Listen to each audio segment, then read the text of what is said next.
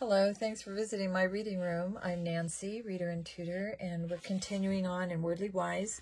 We're in lesson 5, and I'm going to read the words and their definitions. Then I will read the reading passage that incorporates all the words. And we begin. Acrimony, a noun, bitterness or sharpness of temper, manner, or speech, hostility. The political debates were marred by the unremitting acrimony of the candidates. Acrimonious is an adjective. Their acrimonious quarrel could be heard 2 rooms away. Affinity, a noun. Attraction for someone or something with which one feels a closeness or kinship. Rob and Louis developed an affinity for one another as soon as they met and have remained close friends ever since. Ambivalent, an adjective. Having mixed or opposing feelings about something or someone, indecisive. He was ambivalent about his future. He couldn't decide whether to go to college or join the Coast Guard. Ambivalence is a noun. Her ambivalence about leaving home was apparent because she kept putting off her plans to move. Cessation, a stopping, either final or temporary. There was a cessation of mail delivery during the severe snowstorm. Emaciated, an adjective. Very thin or wasted away, especially from lack of nourishment. Scrawny. Sufferers from the eating disorder anorexia often starve themselves to the point of becoming emaciated. Enclave, a noun, a distinct region or community enclosed within a large territory. Chicago's Chinatown is an enclave of Chinese American residents. Engender, a verb, to bring into being, to produce. Honesty engenders trust in others. Exacerbate, verb, to make more severe, bitter, or violent. Running in the race on Saturday exacerbated Marina's knee injury. Illicit, adjective, not allowed, improper, or unlawful. During the days of Prohibition, bootlegging was one of Al Capone's many illicit activities. Indigenous, an adjective, naturally living or growing in a certain area. Native, the turkey is indigenous to North America.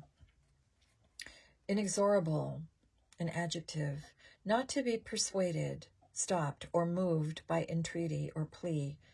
Relentless.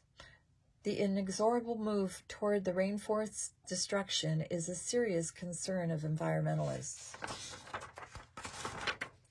Infatuated, adjective, filled with excessive, shallow, or foolish love or desire. My parents are infatuated with the idea of sailing around the world, so they attend every boat show they can. Infatuation is a noun. His infatuation with her lasted only a couple of weeks before he developed a crush on another girl. Typical, huh? Insatiable, adjective, never satisfied, greedy. My nephew is endowed with an insatiable curiosity and is constantly asking questions. Poignant, an adjective, painfully moving, affecting, or touching.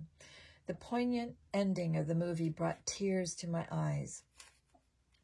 Proselytize, a verb, to convert someone to a faith, belief, or cause.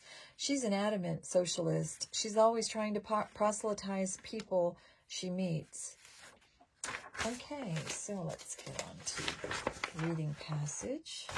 And this one is called A Vanishing Species.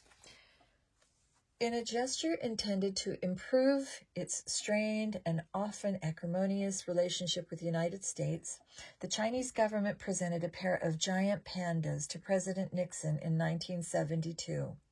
Not only did the gift engender warmer diplomatic relations between the two countries, but Ling Ling and Xing Xing became instant celebrities, triggering America's infatuation with giant pandas. Resembling enormous, cuddly black and white teddy bears with round, flat faces and large eye patches, giant pandas have become quite popular. Every city with a large zoo wants them because of the crowds they draw. In 1988, for example, the Toledo Zoo paid China several $100,000 to rent a pair of pandas for 5 months. The public's desire for zoo tickets and panda-related products seemed insatiable. The zoo took in over $3 million, and the city estimated that tourists drawn to the attraction brought in over $60 million. Zoos rent giant pandas most often from China, but also from other American zoos because the panda population is so limited and because their sale is severely restricted by law. According to 2004 estimates of the World Wildlife Fund, an organization that protects endangered species, about 1,600 pandas are left in the wild. There are several hundred pandas in captivity, mainly in China's research or reserve centers. Giant pandas are indigenous to southeastern China, where 1,000 years ago they roamed freely over 2 million square miles. Now restricted to 20 tiny enclaves in China, wild pandas inhabit less than 0.25% of that area. Only 3 of these regions have populations exceeding 100, and some have fewer than 20. The panda population was shrinking partially because its food supply had decreased. Pandas rely on the leaves and stalks of the arrow bamboo, which form the bulk of their diet. Every 50 or 60 years, however, the bamboo dies. Following large-scale bamboo die-offs in 1983, Chinese wildlife officials found the emaciated bodies of 138 pandas. All had starved to death. The giant panda's plight is exacerbated by such predators as the leopard, the Asiatic wild dog, and the brown bear. But the greatest threat comes from human poachers. Although the Chinese government tries to protect the remaining giant pandas by designating penalties for life imprisonment or even death for poachers, the illicit trade in skins and live pandas continues. Poachers typically make about $3,000 for each panda skin they sell to a dealer, who sells it for $10,000. One dealer offered 2 live cubs to a WWF official who was posing as a customer. The asking price was $112,000. The Chinese government also fights extinction by assisting with the births of panda cubs in captivity. Chinese experts are the leading authorities on panda reproduction, and they provide advice and assistance to zoos trying to breed pandas. Kay and George Schaller, a wife and husband team whose affinity with pandas goes back many years, are active with the WWF. They are ambivalent about the value of such programs because panda cubs born in captivity rarely survive. The Schallers believe that it may be too late to reverse the inexorable decline in the world's panda population. But despite their pessimism, they continue to proselytize on the panda's behalf through books, articles, speeches, and television appearances, believing that raising the public's awareness of the panda's plight may help to save it. In 1992, Lingley died, and this marked the cessation of Washington's National Zoo's breeding program. She had given birth 5 times, but each cub died from infection within days. Then the San Diego Zoo took up the challenge, and in 1996, it received from China 2 giant pandas, a female named Bai Yun and a male named Shishi. 3 years later, Bai Yun gave birth to a baby no bigger than a stick of butter.